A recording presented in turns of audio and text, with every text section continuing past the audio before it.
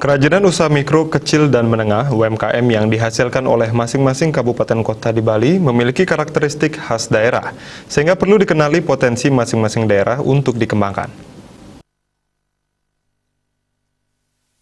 Menurut Wakil Gubernur Bali Cokorda Oke Arte Ardana Sukawati atau yang biasa dipanggil Coace, karakteristik masing-masing kabupaten kota juga didukung oleh faktor skala dan iskala.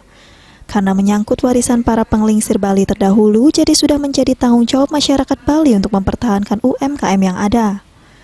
Dalam mencapai hal tersebut, para pelaku tetap mengembangkan potensi masing-masing tanpa saling mencontoh produk daerah lain. Selain itu, Wagub Coace meminta para pelaku UMKM untuk terus jeli melihat peluang. Media promosi menurutnya sudah banyak bertebaran seperti ajang-ajang pameran.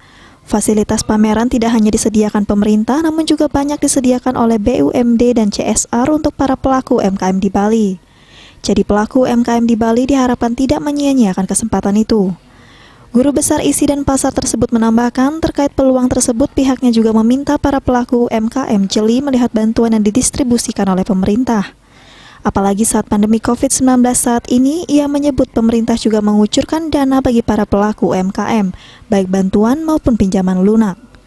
Winata Bali Post melaporkan.